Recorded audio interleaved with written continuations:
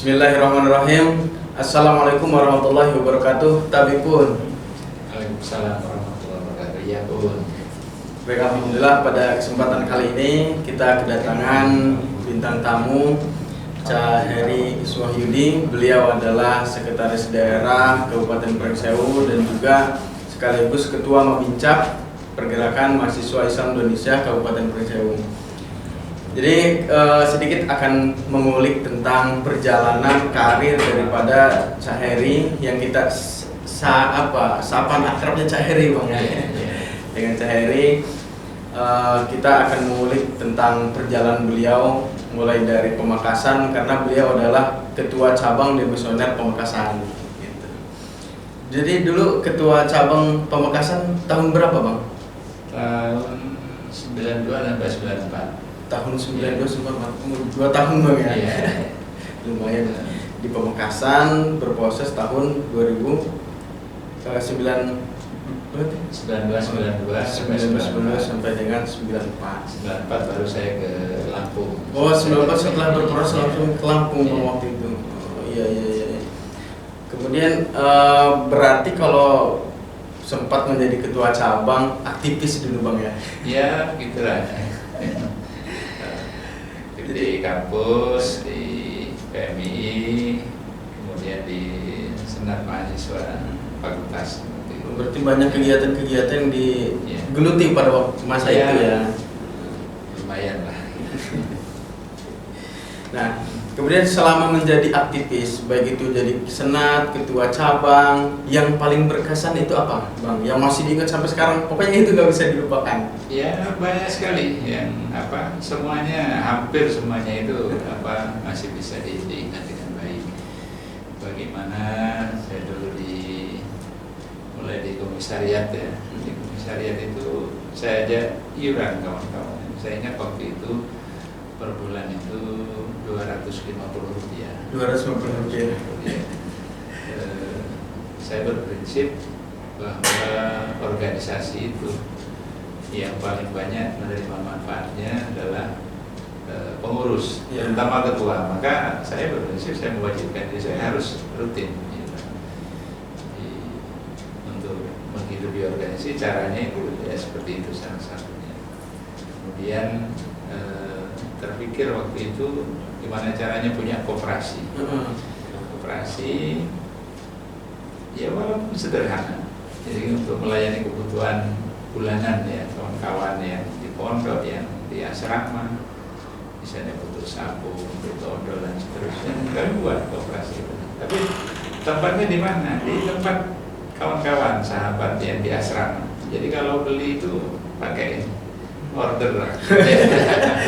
Seperti ini. Jadi sekecil apapun saya bilang, yang penting itu halal, tetap dilakukan terus. Jadi itu tidak terlupakan. Mungkin oleh kawan-kawan juga pasti kawan-kawan sahabat-sahabat waktu itu sampai hari ini pasti masih ingat. Bagaimana kalau besok saya pesan sabun mandi ya, saya pesan sikat ya dari itu. Oh ya besok, kemudian dibawanya. Jadi sampai seperti itu. Itu sangat membantu sekali. Itu sistem simpan pinjam berarti bang ya? Simpan, Ya, kemudian ya. bisa pinjam gitu dari koperasi itu ya? Ya, koperasinya hanya koperasi konsumsi lah ya, yang kebutuhan itu. Jadi tidak simpan pinjam uang tidak, tapi nggak modalnya bersama-sama, keuntungannya itu untuk organisasi. Jadi banyak sekali kenangan lah, termasuk yang tidak saya lupakan itu sampai sekarang. Itu mengantarkan senior nikahnya berangkat dari PMI. Sekretariat. Itu masih ketua cabang masih ketua cabang, kemudian ada senior yang dulu ketua cabang juga, sama. Kemudian nikah ya karena orang tuanya jauh, beliau tamat itu masih tinggal di Pamekasan ya. Berangkatnya kami sama-sama dari sekretariat. Tapi alhamdulillah beliau sukses. Dan terakhir itu pernah jadi rektor kalau tidak salah, rektor di universitas swasta di sana. Kami bersyukur. Jadi kami ingat betul nikahnya itu, doakan nikahnya dari Pamekasan ke Sidoarjo itu berangkatnya dari PMI. Jadi kami pengurus dan alumni ya, para senior berangkat bersama-sama dari sini. Termasuk calon pengantin yang harus berangkat dari berangkat bersama-samanya di rumah dari sekretariat. Dari sekretariat. Itu karena saking itu ya namanya sahabat Bang. Iya, ya, sahabat dan ya beliau rumahnya jauh. Senior jauh ya, di Malang kalau tidak salah. Berangkat dari situ. Jadi itu tidak terlupakan kan sampai sekarang bagaimana dia berjuang di PMI, kemudian mengarungi kehidupan bersama istrinya yang juga aktivis ya PMI. Sama-sama aktivis. Kemudian sukses dalam jadi banyak sekali yang tidak terlupakan, banyak sekali. Menarik gitu Bang ya, artinya dari pengurus cabang yang namanya sahabat sampai mengantarkan dari sekretariat mengantarkan calon pengantin ya. Iya. Nah itu dari yang pertama tuh yang keunikannya berangkat calon pengantin dari sekretariat.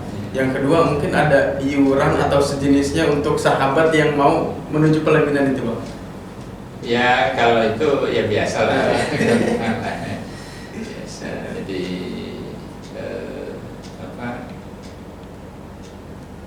kenangannya banyak sekali. Ya, beliau memang seorang aktivis yang punya integritas yang baik, melatih kami untuk juga punya integritas. Ya. Jadi itu, kemudian semangatnya juga, ya, dan sampai sekarang mungkin tetap menjadi panutan di sana. Sekarang masih eksis di NU masih tetap. Karena saking cintanya dengan PMI sampai-sampai pengen ketua cabang dan sahabat-sahabat yang antar gitu ya. Nah, kemudian dari aktivis tadi Bang yang pernah ngerasain demo apa sejenisnya Bang? Ya, demo ya pernah demo. Waktu itu yang agak besar itu soal SDSB kan, di Pamekasan.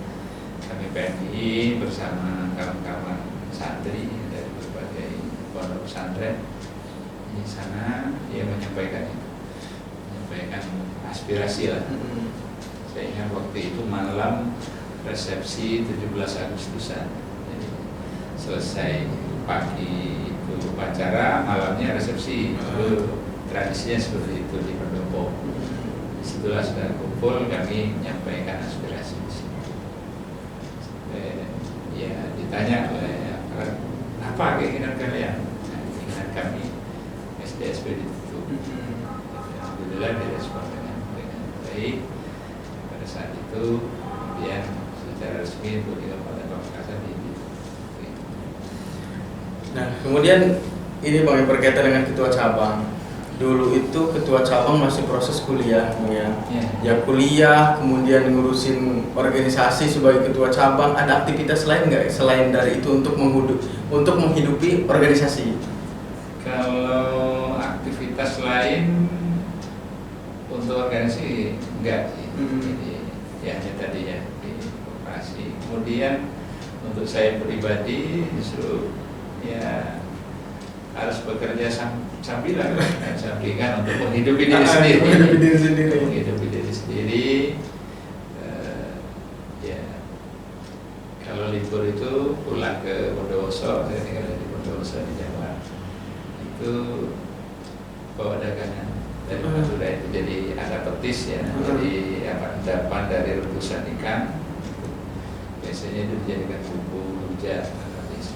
Kemudian saya jual kain batik, kain batik seperti ini, kain batik di Madura. Kemudian jualan pisau dapur, ya golok sampai dengan celurit. Kemudian ada yang juga membutuhkan tapi berat bagi saya. Jadi batu ungkal kata orang Jawa ya, yang untuk ngasah. Oh ya, untuk ngasah. Itu kalau di daerah Bondowoso, ya Jember sekitarnya. Itu kalau tahu dari Madura itu laris. Karena apa? Batunya itu nggak terlalu keras, tapi nggak juga cepat luntur. Jadi untuk ngasah itu bagus. Jadi cepat tajam. Jadi di Sumeneb itu saya minta aja sama saudara-saudara itu, sama mbah-mbah saya ke sana di Sumeneb, di tempatnya itu Desa Pagandangan Barat, Kecamatan Bluntung, Kabupaten Sumeneb. Jadi dari Pamekasan saya ke sana, ya mintalah beberapa itu. Jadi buatkan, dicarikan di ladang itu, gali. Itu di Bondowoso, di kampung saya berebut orang itu. Jadi nolnya 0 rupiah, modalnya 0 rupiah di sana. Di Bondowoso itu waktu itu bisa laku antara 7.000 sampai 10.000. Jadi sudah lumayan lah. Ya, bawa 5 saja udah bisa hidup saya sebulan. Bawa 5. Nah, kayak tadi alat-alat dapur segala macamnya itu abang jualannya di kampus, di pasar, atau di mana tempat-tempatnya? Di kampung, di Bondowoso, di desa di tempat saya, kemudian sampai ke arah Jember juga, jadi keliling. Jadi misalnya ada libur seminggu misalnya, begitu nyampe dari sana, besoknya sudah langsung pakai sepeda ondel itu keliling. Jadi ada yang cash, ada yang kredit, berjangka dibayar. Jadi kalau pulang lagi baru dibayar. Jadi kalau batik biasanya berjangka, jadi bayarnya pada saat pulang lagi. Kemudian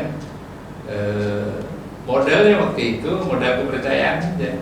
Jadi modal kepercayaan, saya tidak punya uang untuk membeli kemudian diambil tunai. Ada kawan saya, kawan PMI itu yang dia mungkin yang memberikan modal ya. Yang paling mudah ini, ambil saja untungnya. Dia sama sekali tidak minta keuntungan kepada saya. Jadi karena sistemnya begitu, jadi modalnya tidak bisa, untungnya tidak bisa banyak. Jadi hanya modal kepercayaan saja, diberi peluang untuk ambil saja untungnya. Kalau nggak laku dikembalikan. Jadi sampai seperti itu. Jadi kan modal 0 rupiah, kemudian abang sambil kuliah berorganisasi sambil jualan, itu memang ingin membentuk karakter yang mandiri atau memang dari latar belakang keluarga, Bang? Mungkin latar belakang keluarga ya, tentunya pengaruhnya. Karena saya lahir dari keluarga yang menurut saya ya tergolong tidak terlalu inilah ya, mungkin bisa dikatakan kurang mampu lah. Berbeda dengan kawan-kawan yang lain pada saat itu. Jadi kalau kawan-kawan yang lain itu sebulan itu dikirimi uang itu 100.000 sampai 200, saya hanya dikasih 20.000. Jadi 1/5 lah dari sangat jauh ya. Jadi di situ saya harus berupaya karena saya terlanjur nadar bernadar waktu di PGA. Saya ngisi dulu namanya PMDK ya, penelusuran minat dan bakat dan kemampuan gitu. Jadi berdasarkan nilai dari semester 1 sampai semester 5 ya, atau di kelas 3 itu semester awal, semester itu masuknya tanpa tes. Dari PGA itu waktu ngisi saya bernadar kalau saya diterima di perguruan tinggi ini, di YM dimanapun, saya akan jalani walaupun saya harus mengayuh beca, narik beca untuk biaya hidup saya. Jadi oleh Allah ternyata diluruskan, diterima dari 450-an ya, alumni kelas 3 di PGA di Jember itu hanya 4 orang, 2 putra, 2 putri dan maksud saya. Dan semuanya diterima di Fakultas Tarbiyah Pamekasan YM Sunanangka. Jadi karena sudah ada panggil itu, ya mau tidak mau saya harus memenuhi itu. Jadi walaupun 1 semester saya harus jalan. Akhirnya ya alhamdulillah sampai semester kedua, ketiga dan seterusnya sampai selesai. Sampai selesai ya itu harus berhemat, ya harus berusaha bagaimana caranya tidak terlalu banyak pengeluaran, kalau bisa ada masukan. Maka pernah saya diundang oleh kawan disuruh ngisi ceramah di musolanya dia punya. Itu saya ingat sampai sekarang. Itu dikasih amplop isinya itu 3.000 kalau nggak salah. 3.000 rupiah. Rupiah. Ya, Karena dia karena kawan dan itu masalah muridnya sedikit dan bukan pengajian. Dikasih berkat. Wah itu terkenal sampai sekarang. Jadi karena 3.000 itu sudah bisa sekian hari